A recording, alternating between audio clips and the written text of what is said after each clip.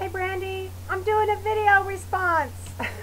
I saw you trying to read my late at night, email with all the typos. Sorry about that. This is the fourth time I've tried to do this video tonight. An old chatty Cathy here. Now I know why I sent you an email. Trying to get this in 10 minutes. So now, I got the timer. So I'm going to make it under 10 minutes. I wanted to respond to a few things that you touched on in your video, and I'll talk as fast as I can. Okay, so number one, I want to encourage you. Let me take these off. I hate the glare. I'm so glad I spent extra money on anti-glare lenses. Aren't you? Excuse me. So I want to encourage you to test your recording device before you take it to class.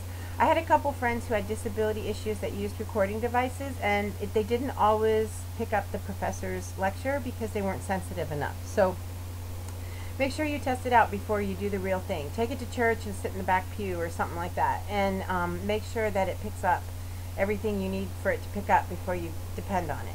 If it doesn't work for you, check out HP.com. They make this great pen, and the pen came out right as I was graduating in '07, so I never personally got to use it, but I have a couple friends that still use it and love it, and a couple executive friends who use it and love it.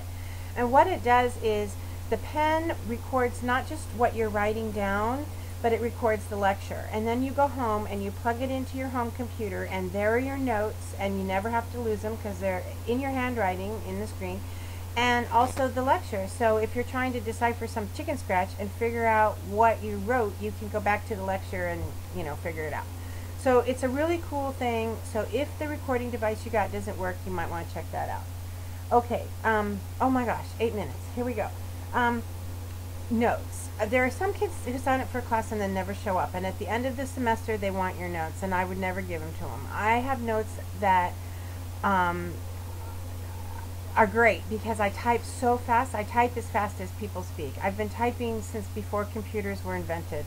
That's how old I am. But as a result, I type as fast as people speak. So when the professor would start lecturing, I could literally get verbatim, word for word, what the lecture was. I had some professors ask me for my notes because my notes of their lecture were clearer than the yellow papers and messy things that they were trying to lecture off of.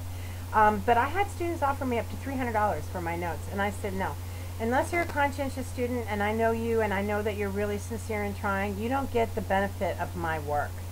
And that's a really good rule to remember.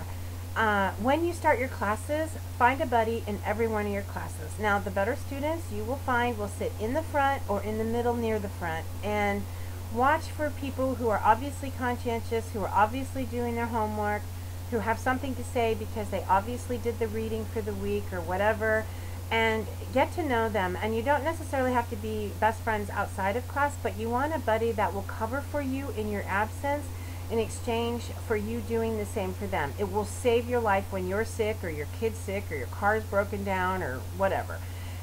But you just want to make sure that they're one of the good students in the class that are conscientious, who will be there and who will take quality notes and who you can depend on. You want somebody as good as you. So get a buddy in every class. You'll find that that's really helpful. Okay, 6 minutes. Junior year. You're in, you're out. It's just like high school. By the time I got to Berkeley, I was a junior, and I didn't realize this. The university knows this, but they don't tell you this. But junior year is all about figuring out what's happening next and getting ready for that. So I almost got caught with my pants down because I didn't get this concept. And part of this concept is office hours. The professors at the beginning of every class would pass out a syllabus and announce their office hours. And I thought, oh, how nice, they're available if you have a question. Well then, I'm going to school with some of the brightest kids in the country, and they're always talking about going to office hours. And I'm like, what's wrong with you? You have a syllabus, you have your deadlines, you know what's expected. Why are you bugging the professor? Well, ding, ding, ding. Office hours are for getting to know your professor because, pardon me, when you get out of your bachelor's, if you're going to go on to a master's program or go on to professional school like law school or medical school, you need letters of recommendation from your professors. So the reason people go to office hours is to get to know their professors. And they need to know your face, they need to know your name, they need to remember who you are, so that if you have to go back and ask for a letter of recommendation, they don't feel like they're talking to a stranger. And I scrambled, and it worked out for me, but it was a nightmare. So keep that in mind. Junior year, that's the year. It's just like in high school. Your senior year of high school, you send your college applications out in the fall or maybe right after Christmas, and graduate school and professional school are the same thing. Only those applications are far more complicated, far more time consuming, and require those letters of recommendation. So take advantage of the office hours and get to know your professors. Excuse me, was there anything else?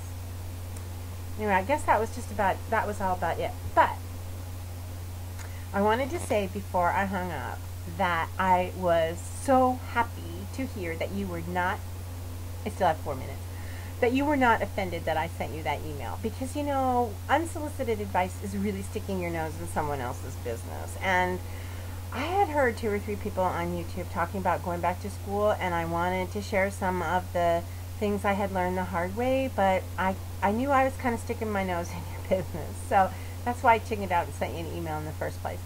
But I'm glad that you weren't offended and that you actually found it helpful. So that's cool. And I want to let you know that I felt the same connection the first time I saw your video. I think I piggybacked into one of your videos through Diva Tanya or Massage Goddess. But the very first video of yours that I listened to, I thought, I like this girl, and I'm going to get to know this woman. And I know that given half a chance, we'd be up half the night giggling and wheezing. And someday I'm coming to Texas, or you're coming to San Francisco, because I just think you're great, and I love your videos, and I love you, and I love who you are, and I love your honesty, and I love the way you're just not afraid to just be yourself. And I think we have twin bat wings too, so that might be part of the bond.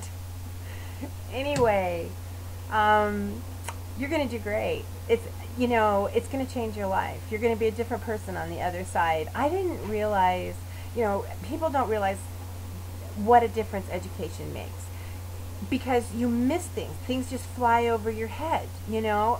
Like someone makes a joke and they quote a line from Shakespeare that has certain meaning that makes the joke. Well, if you've never studied Shakespeare, you don't get the joke. And all of life becomes like that. You become less gullible, you know how to question, you know how to think. It's just different. The whole world changes, and I'm excited for you. And I don't want to sound like some sort of an elitist, because that's not where I'm coming from. It's just a fact. And when you get all of this exposure to all this great stuff, you become a more well-rounded person, and you're just able to get more out of life, and it's great. And you're going to do great, because you're obviously motivated, you're obviously bright. And you know, I studied a few of those puppies under the table, because as a returning student, I think you're more serious. You appreciate what you're going for, you appreciate the value, you know, you're more disciplined. You know, the 20-year-olds would be out having wild parties, and I wasn't doing that. So you're going to do great. And what you've learned in life as far as time management and discipline and all of that, it's going to save you, because those are skills that most college kids are just learning while they're going through the process. You already have that under your belt. So that will save you, and you're going to do great. And I'm going to be there all the way. There's my timer. When you walk across the stage, I'll be there, because woo! You're on the way. You're going to do it, girl, all the way. You're going to do it. Anyway, gotta go. Timer dinged. Let me know what happens. I know you'll be busy, but keep in touch. Okay? Love you, girl. Take care. Bye.